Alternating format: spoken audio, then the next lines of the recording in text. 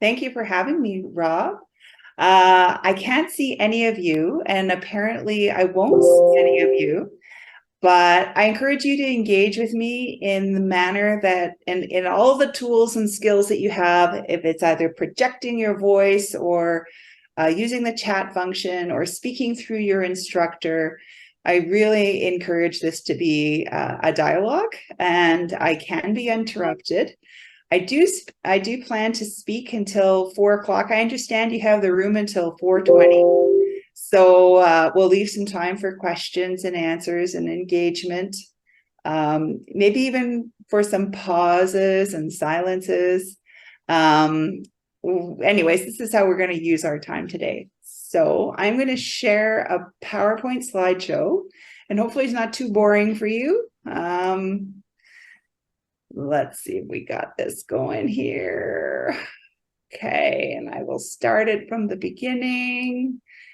Okay, so earlier today, Dr. Betty contacted me and said, "What's the name of your presentation?" And I'm like, "Oh my goodness, what an oversight." And it's Indigenous Research Methods in Action. So whenever I talk about methods in action, I'm talking about a perspective of applying research knowledge to practice. And so I'm very much a counseling psychologist for that reason. I consume research, I use it, I apply it. I am a knowledge maker and creator and co-creator. And I'm going to talk a little bit about how I do that. And all of you are getting trained in the kind of the scientist practitioner model, where you're going to be active consumers of research and active users and appliers of research. So I'm joining you at that location, in our shared common interests of being research informed. So this is the outline of the presentation. I always have to describe why I do what I do. And it's mostly also for myself, because there are several times in the academic calendar year where I think there could be other ways that I could be working or finding another way to make a living. But I always have to kind of go back to whatever it is my purpose is in doing this work. When you get training, there are master's or doctoral level training in counseling psychology.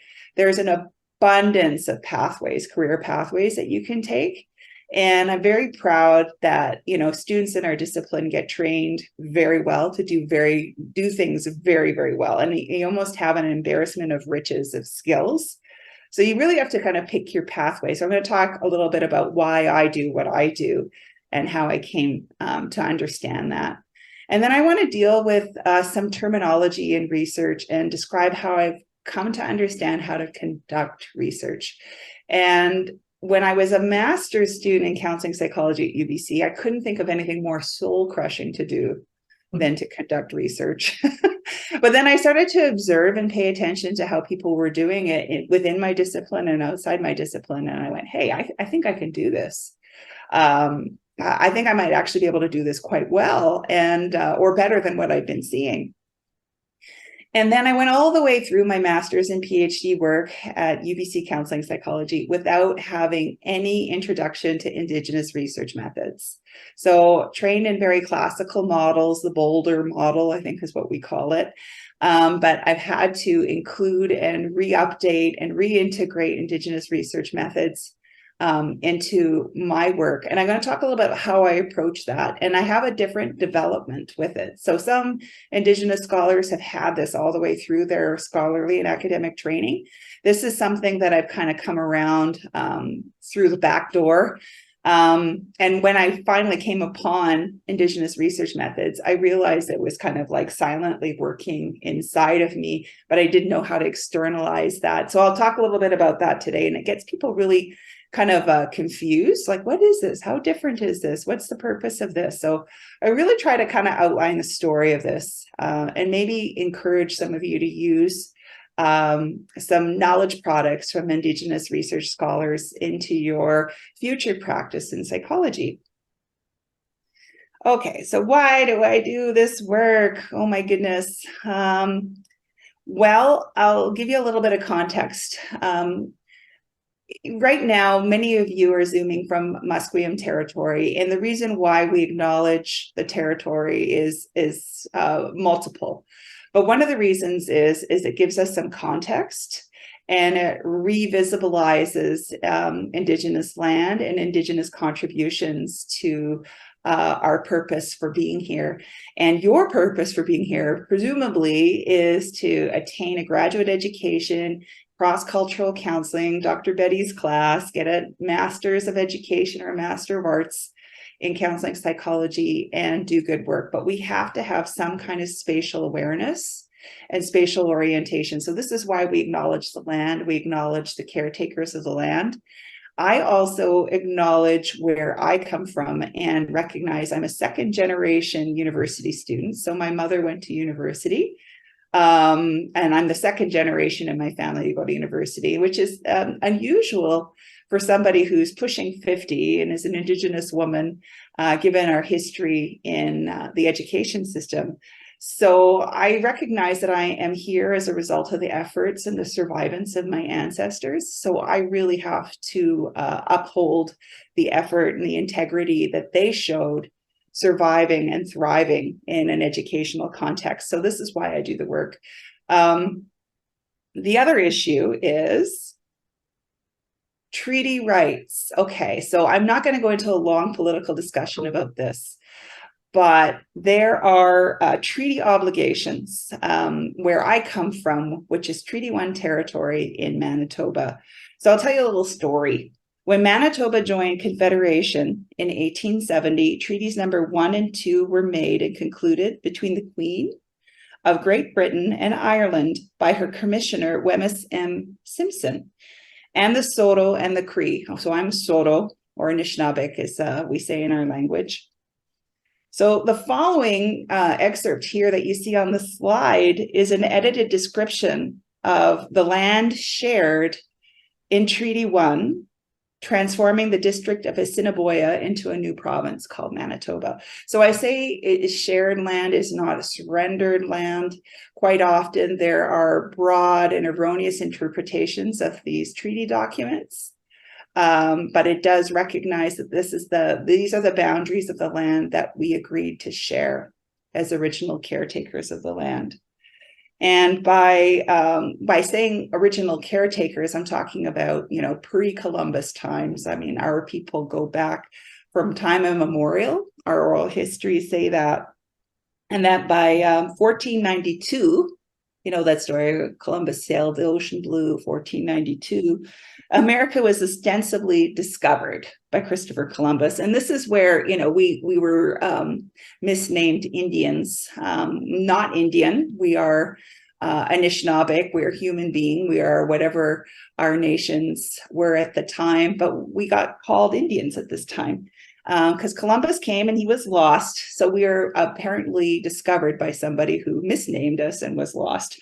But at that time in North America, or what we know as North America, there were untold numbers of Indigenous societies, untold numbers of languages and dialects, architecture to rival any imperial city-states with astronomical observatories and solar calendars, a mathematical concept of zero, an extensive knowledge of natural medicine and the healing arts, highly developed oral traditions, and above all, a spiritual comprehension of the universe, a sense of the natural and the supernatural, a profound sense of the sacred. This was part of humanity's long, inexorable ascent to civilization on an earth possessed of honor, dignity, and generosity of spirit. So as I recite that essay excerpt, it was actually written by my uncle, Dr. Robert Houle, and published in a magazine catalog by the National Gallery of Canada. I am aware that my knowledge is like a thimbleful of what my ancestors had. So why do I do this work? Well, a lot of it is reclaiming knowledge, and a lot of it is upholding treaty obligations that were made at the time of Confederation. And one of those treaty obligations was a treaty right to education. So in the 1870s, representatives of the Crown and First Nations negotiated treaties 1 through 7, including provisions for education. My work focuses on the intent and the expectations of education as a treaty right by the original signatories, of which were my ancestors, as well as the current divergent understandings. And so this is what we call reconciliation. We're trying to converge our understanding of what that relationship, those original relationships meant and what it means for education. So I want to be an active participant in that. I don't want to kind of sit back and watch other people do this. I'm in this relationship as a descendant of the original treaty signatories. So today, First Nations demand the fulfillment of their treaty right to education, while Canada, despite constitutional authority and recent court decisions on treaties, administers educational services within the boundaries of its own legislation, which we call the Indian Act. Again, there's that word again, Columbus's word for us, and a very derogatory, very oppressive piece of legislation indeed is the Indian Act. So we're trying to move away from this. We're trying to participate actively in honoring treaty commitments to offer hope for educational opportunities and equity within the context of First Nations governance, traditions, and the cultural milieu. And this includes passing this knowledge and information on to non-Indigenous Canadians, of which we're in an active, ongoing relationship with. So that's why I'm here. I have to remind myself all the time, why don't I just sell out and start a business and just, run a group of psychological associates? I mean, that wouldn't really be selling out, but that would be another pathway. But it would take me outside of the education institution. It would take me outside of public post-secondary, and I need to be here. Okay, why do I need to be here? Okay, I'm a descendant of residential school survivors. So in this picture is a controversial figure. Sister Teresa LaChapelle is in the middle. And this is my family. The woman on the left is my mother. The man on the right is Robert Hoole, who wrote that beautiful essay that I read the excerpt of. And the lower left is my late Auntie Catherine.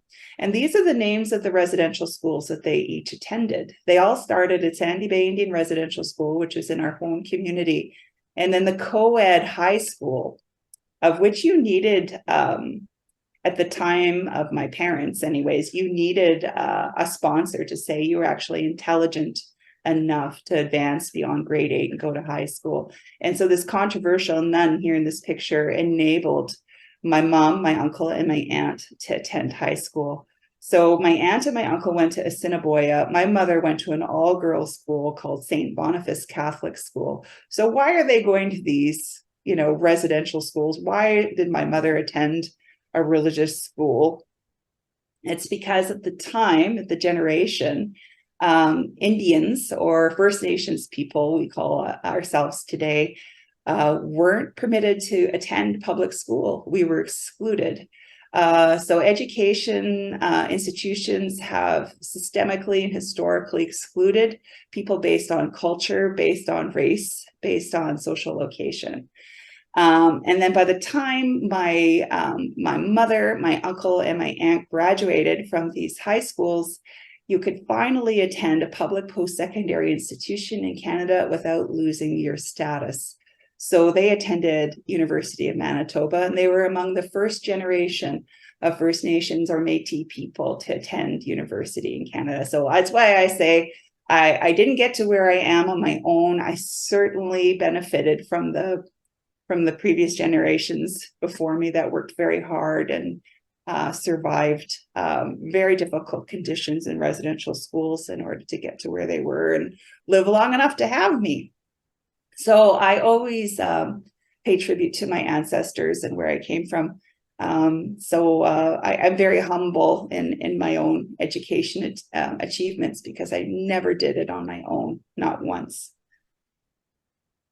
Okay, so at University of Manitoba, it's a funny picture. My mom, she's like bridesmaid in this picture, but she's attending school at the same time as former national chief Ovid McCurdy, who's pictured in the middle, and on the left, the person who killed the Meech Lake Accord, the change to the Canadian Constitution that was going to suppress Indigenous cultural rights, Elijah Harper. So Elijah Harper's passed away, but he was a former member of the Manitoba legislature. I don't know, a lot of you will be too young to remember him, but I remember him on TV, watching him in the 90s, holding an eagle feather and standing up to the government and saying no to these constitutional revisions that were going to oppress our people, oppress our language and our cultural rights.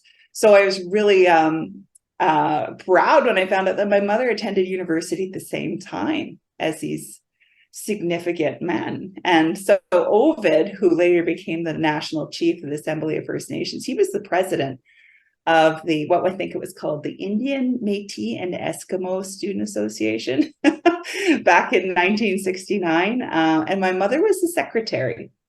So they were really on the front lines of Indigenous education in the province of Manitoba.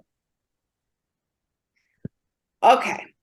So let's talk about Indigenous research methods or methodologies. Okay, this is what I've come here to talk to you about. This is what I'm doing, right? You know why I'm doing what I'm doing. It's because of my forebears, my foremother, my forefathers. But I also am really interested in making knowledge. And so I'm hearing about Indigenous research methods. I'm hearing about Indigenous research methodologies.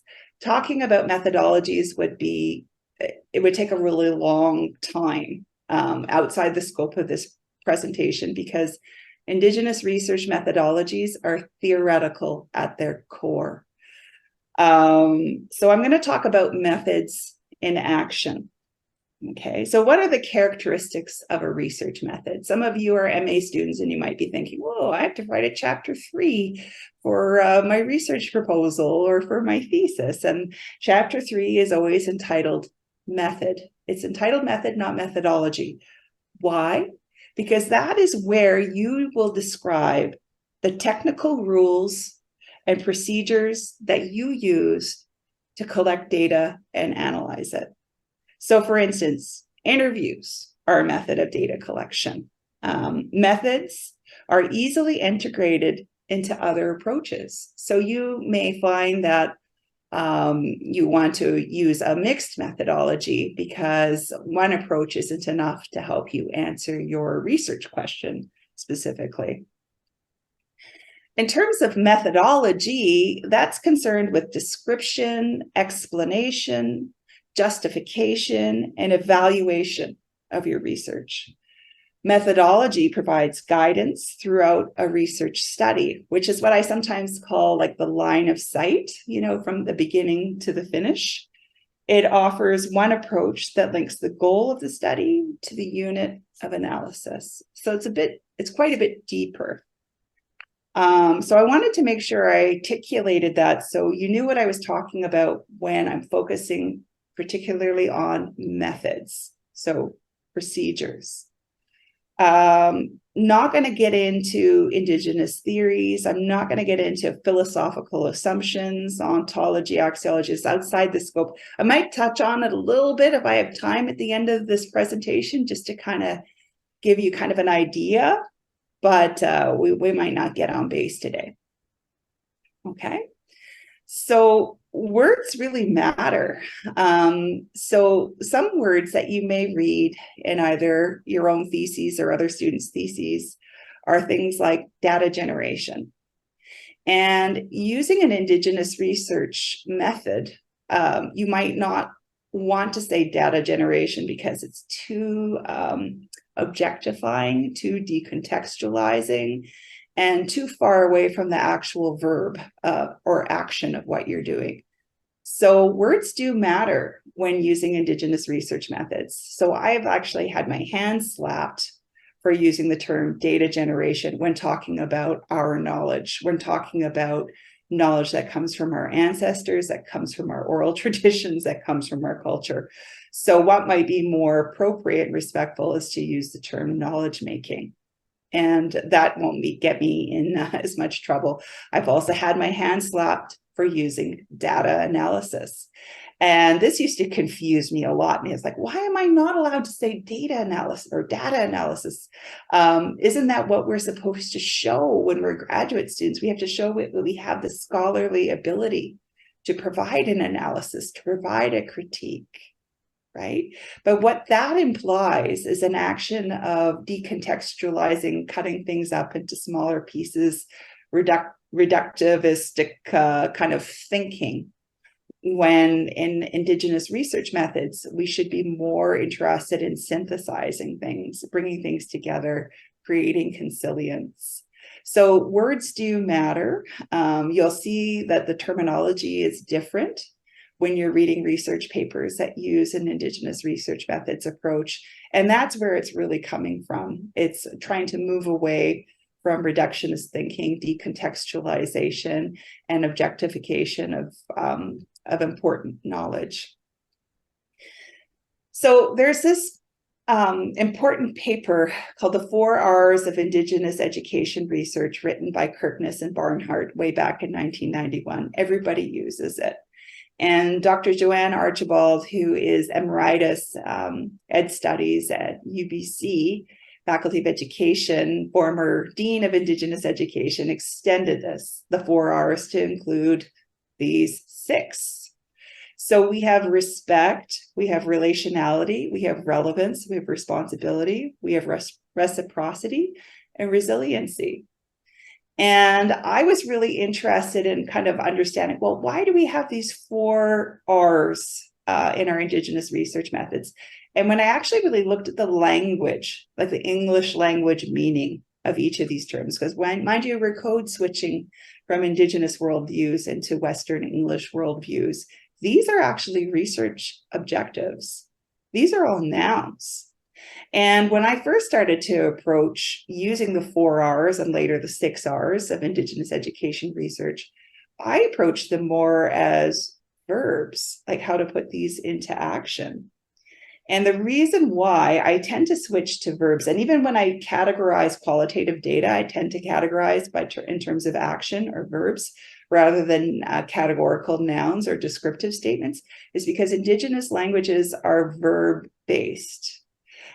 We tend to organize our thinking by verbs, by actions. And I have done some qualitative, interview-based data collection, which we would call in an Indigenous research method, story work methodology, with Indigenous language speakers.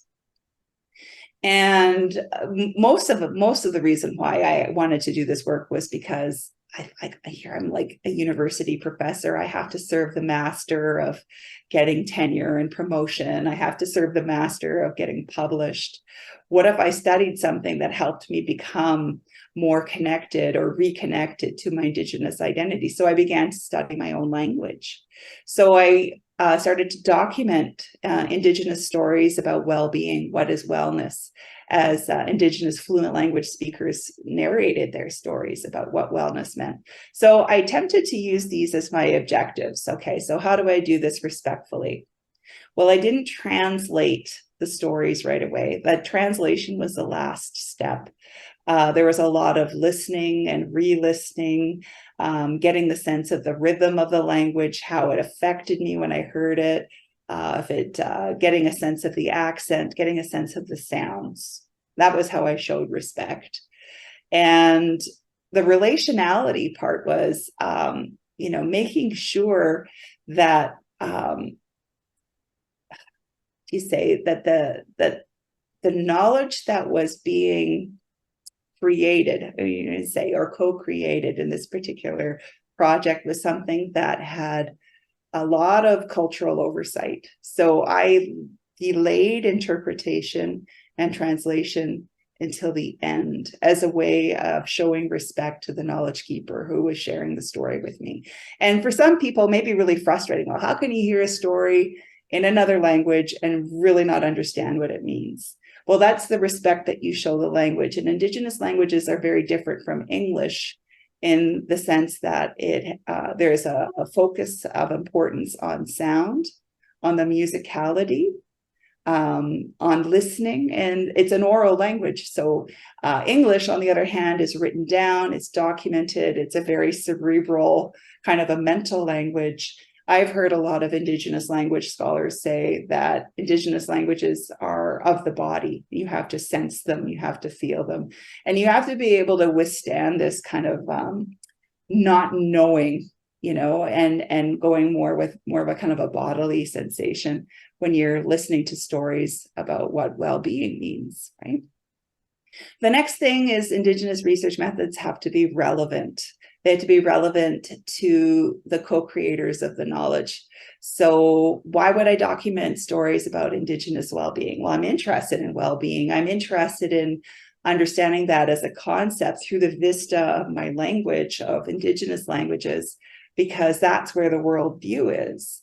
So I abide by the research objective of relevance by saying, okay, I really want to stay true to the worldview for as long as I possibly can, acknowledging that I, am an English language speaker and I'm a beginning Indigenous language speaker. Ojibwe is my language.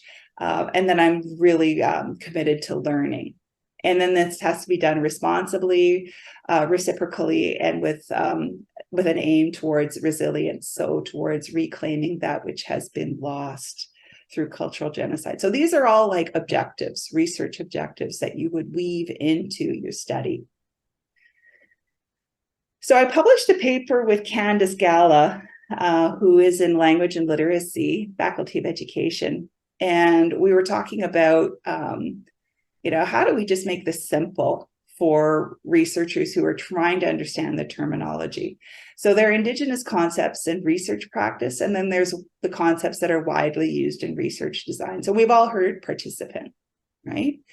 But we might, in terms of the method, we used Archibald's Storywork method with our Indigenous language speakers. We called them speakers or storytellers. The other term is researcher. Right. So again, I was quite silent.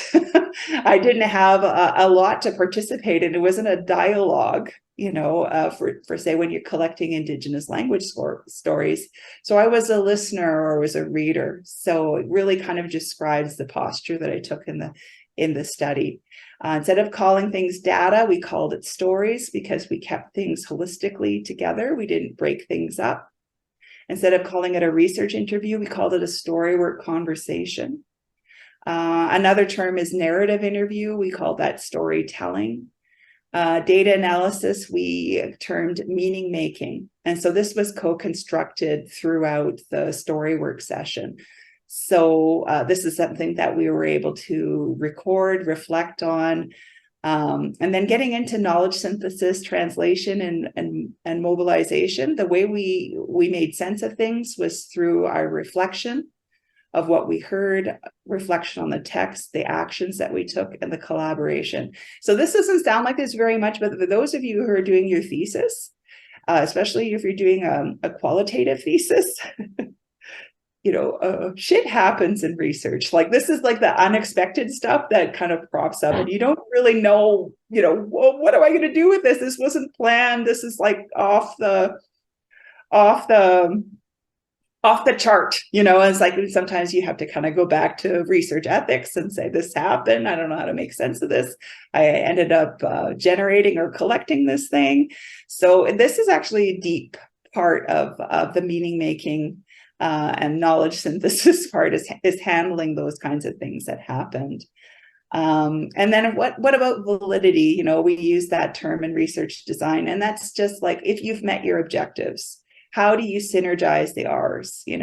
How have they kind of shown up? If somebody were to ask you that was either 2 years old or 82 years old, could you articulate how meaningful the work was? And that's what I would call synergizing the R's. That shows that you really, really know what you generated and what you learned with your storytellers or co-researchers or whatever terminology you're using at the time. So I published this in a paper with Candace to kind of help give people a way in to the terminology. Okay, so this is the slide why do we do this? This is the slide that Rob is going to recognize. This comes from Rob's research project.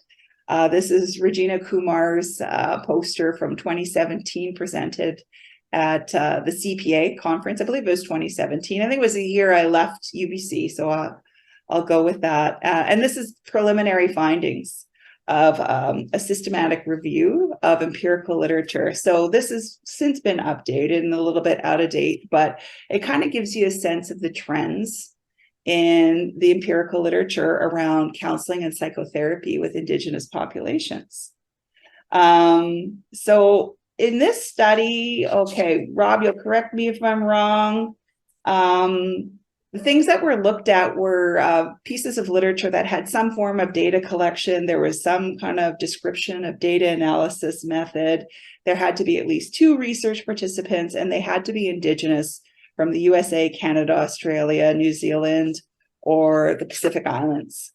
And it excluded things like book reviews, review articles. It was all original research. And it had to do with counseling or psychotherapy, right? And so what's counseling or psychotherapy? The definition of that used is attempts to make personal adjustments to life challenges facing an individual in the primary context of mental health, deployed to individuals or small groups through the use of psychological means. Okay, so this is the knowledge base upon which we use to do evidence-based practice with Indigenous people. So this is what it kind of looked like. So the trends are a lot of the research came from the US, right? 68%, 43% of the research was outcome studies related to substance abuse. So almost half was focused on that. And the most of the research was conducted with adolescents and adults, not children, which was kind of interesting. The other trend was research was highly quantitative, almost half, 25% mixed methods, 23% qualitative. And this is where it got interesting to me. 0.06% of the studies found were decolonizing or using an Indigenous research method. Okay, so that means we're looking at knowledge using paradigms outside of our cultural worldview, right, to understand counseling and psychotherapy with Indigenous populations. And that's not worthless, but it does show kind of an exclusion of a particular type of thinking, a particular type of knowledge making, and might go certain ways to describe why some counseling approaches or mental health programming have been shown to be quite culturally inappropriate for Indigenous people. Until our literature changes a little bit and turns to include Indigenous ways of knowing and thinking, I think we might be able to improve these things. I mean, that's just my personal bias as a researcher. I'm sure people could call me into the carpet for that and say, no, there's some really good stuff here. But the other thing I want to critique here is the focus on substance abuse, okay? So I always surprise people when I say, the narrative of the drunken Indian just doesn't go away. And there's this journal, it's like a journalist covered a research project conducted at the University of Arizona. And these researchers used nationwide survey data to compare the drinking habits of more than 4,000 Native Americans compared to 170,000 white people. They found that about 60% of Native Americans did not drink, compared to 43% of whites. Native Americans were also more likely than whites to be light, moderately only drinkers. Both groups showed similar binge drinking habits, with around 17% of each population reporting to have consumed 5 or more drinks 1 to 4 times over the previous month. Okay, so this research would suggest that maybe we need to start focusing on other mental health issues other than alcoholism. But the literature would say that we're really quite focused on this, which I would argue is a form of epistemological violence. And the definition of that is that it is violence much closer, it's much more personal. How do you say? It feels much more like a personal attack than, let's say, structural violence, because epistemological violence has a subject, an object, and an action. even if the violence is indirect and non-physical. The subject of the violence is the researcher, the object is the other, and the action is the interpretation of data that is presented as knowledge. So, I think I might have the link to the University of Arizona survey study and the references, but if I don't, I'll send it to Rob. But there is this apogee of victim blaming and this idea that genetic inferiority causes Native peoples to be particularly susceptible to addiction. And this is a type of a knowledge or an epistemological violence that is really getting in the way of appropriate, mental health and counseling services for Indigenous people. Even though that this is, consistently being debunked, the myth obscures the real causes of addiction and the starring roles that trauma and the multiple stresses of inequity can play in creating addiction.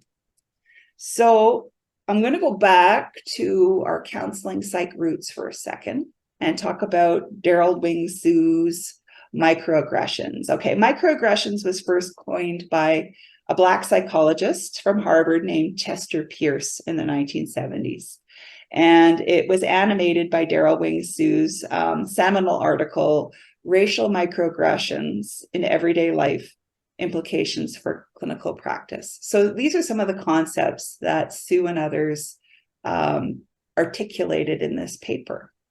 So there's this thing called a micro assault. And some of you may know this already. I could be repeating myself. I'm sorry if this is remedial education, but I think it bears mentioning considering the research context I just talked about. Oh, I just saw it's 4:15 and I'm like prattling on and on. I didn't see Rob yet. Rob said that his appearance on the Zoom screen would be like my signal to shut up or to stop talking and take questions, because I realize we only have 5 minutes for questions, but I'm happy to send these slides along so you can link what I was talking to Daryl Wing Su's work in microaggressions, or you could read the paper, or maybe it's part of your course, but these are the slides. They go on to describe micro insults. I give examples about how this shows up in psychology, and then there's micro invalidations and how this shows up in psychology. So I'm happy to send these slides along so you can have them, seeing as I had very poor time management. Great. Yeah. There you go. I'll be quiet. Sorry. Well, this is great. I really appreciate here. I think I was really interested in this last piece about microaggressions. Yeah, that's like the most counseling psych part. Sorry. Yes. So that's sort of part of recovery in class. I wanted to make sure you had the opportunity to finish going through that. But Dr. Ferguson, really appreciate, Alanaise, you being here today. Okay. One of the benefits of hosting is I get to ask my questions first. So, one or two questions, and then please, if you have any questions, just raise your hand and let me know. Okay. So my first question is, so with Indigenous research methods, are they only for researching Indigenous individuals, or can they be generalized beyond that? Oh, I think they can be, as long as you're operating from epistemological value systems that are linked to people in place. Mm-hmm. So I think, we use the term Indigenous in Canada in a particular way, mm-hmm. but I also know that this is also used all over the world, particularly when you're focusing on place-based knowledge generation, from that knowledge that is particularly known intimately by particular groups of people. So I think that, certainly a lot of people can appreciate that there's maybe perhaps stronger, more intimate links to knowledge. So you can't be as objective, I guess, when you're creating this with people who are Indigenous or who may have intimate links to the knowledge that you're learning or generating. So I'm thinking about like the healers that you've worked with in India, right? They're going to have a particular relationship with the knowledge that they're sharing with you. And the relationship that you have with those knowledge holders will probably really have to uphold certain principles of respect, reciprocity, and relevance, like a lot of those things very similar research objectives, although the quality and the nature of that knowledge will be very distinct because of the group that it belongs to, right? Right, good. So I don't know if that So hit answers. the lights actually, because I know with the darkness in here and the window there, it's getting a weird distortion here. So I'm sure when the lights come on, I'll look more like a whole person because I think my arm is missing. There we go. That should be clear now, I hope. Okay. Okay, so one more question I have is just so I'm just trying to find the best placement for kind of constrained by the plug-in here. Since I think it's just that you might grab that. I might just grab them. I think it's that blind there. That one window that's open is the one that's actually causing this. So my next question for you is, Alanaise, are you familiar with any sort of research on counseling or psychotherapy that has used Indigenous research methods? Or if not, what would be a useful study or a piece of knowledge for people to do? Pretty much anybody now that is funded from the Tri-Council agencies. So sure, CIHR will have to demonstrate some kind of commitment to Indigenous research methods. And what I mean by methods is the actual procedural things that you do in order to create the knowledge. So that might have to do with like sincere community commitments. So let's say you have a research grant, it's 5 years long. Sometimes they're 3 years, but you might have to demonstrate more of a sincere extended commitment to that Indigenous community longer than the 5 years. It's not, you just kind of go in and you go out and you're like, I got my money, I spend my money, see you later. No, like an Indigenous research method would suggest that that would not be an Indigenous research method because you'd be violating respect. So in a lot of ways, you can do very similar things in qualitative or quantitative research, as long as you abide by these particular principles. And then you can deepen it too, of course, into really having deeper understandings of knowledge-making philosophy, knowledge-making processes, which I didn't get a chance to kind of go into. That might be quite a bit more, how do you say, very atypical, so you might not be necessarily recording interviews, but you might be having more experiential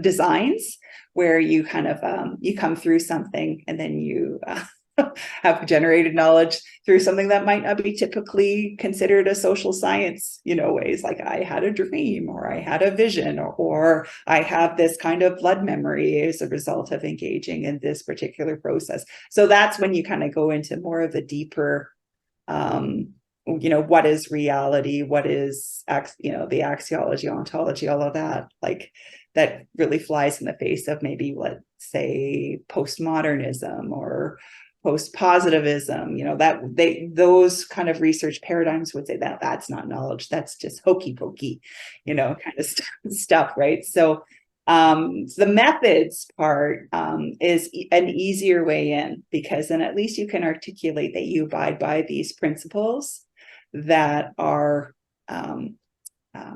familiar, at least, or more respectful to Indigenous groups and communities. I don't know if that makes that distinction makes sense. One's more process and procedural, and one is more of like, what is knowledge and what constitutes, how we just operationalize that, right? So. Okay, great. Okay. Does anybody have any comments or questions or anything you'd like to say to our speaker?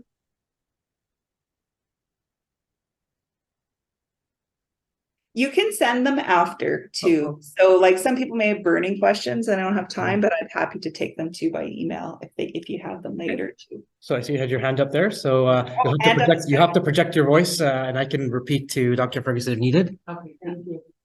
Thank you so much for the talk. I was wondering if a student wanted to apply an Indigenous research method in, let's say, their thesis or dissertation, is there a requirement that their supervisor or one of like the reader, examiner, someone needs to be a member of have an Indigenous community member? Or is it enough for the supervisor to just be informed and that's okay? I think if the supervisor understands the literature, if they understand the scholars, I mean, there's different scholarly genealogies and Indigenous research methods too as well. There's the stuff that comes from the Pacific Islands, there's the stuff that comes from the United States, there's the stuff that comes from Canada. So I think if the professor understands the scholarly genealogy and maybe has some experience or awareness of that, I think it's also using Indigenous research methods is also about uplifting Indigenous thinking and other researchers too that are using these approaches because it's another way of being. It's another way of being in relationship. They're inherently relational, right? And when you think about what does reconciliation in Canada mean, it's actually an emphasis on the relationship. So everybody's in this relationship, right? Whereas before, before we have these movements, there was a lot of cultural exclusivity. There's a lot of erasure. Nobody cared about the relationship. We were all for assimilation. So now that the country's kind of moved in another direction, I think it's okay to say, I'm a participant in this kind of relationship. And this is how I'm going to lift up other thinkers and academics and scholars who are making knowledge in these new, it's like, well, new to academia, but new old ways, right? Okay, great. I know we've actually come to the end of our time, though. I really enjoyed your talk. It's the second time you talked about Indigenous research methods, because if you recall, you talked to my lab 4 or 5 years ago. Yeah. It's nice to see how your research has advanced and how you're able to bring some of the values of counseling psychology to promote this type of research. It's an inherently good fit. And this is why I say methods, because they can kind of fit in with other values and other approaches from other disciplines too. So sometimes it's a good way in, it's a nice start. So it gets people familiar. Yeah. Great. Well, on behalf of the Counseling Psychology program at the University of British Columbia, although I know you're now in the UBT Okanagan, from us in Vancouver, we do express our appreciation for being here and sharing your knowledge and wisdom with us. And so thank you so much for making the time today. Appreciate it. And sorry I had to cut it short before the Daryl Wing-Sue stuff, but I'll send the slides. Great. So yeah, please send the slides. I'm happy to share with anybody if you send me an email. As well, Dr. Ferguson has offered to answer questions by email as well. Yeah. And please, readily searchable online. So I'm sure you could find her contact information at UBC Okanagan that way if you wish to send her an email. Okay. All right. Thanks, Rob. Thank you. Bye. Bye.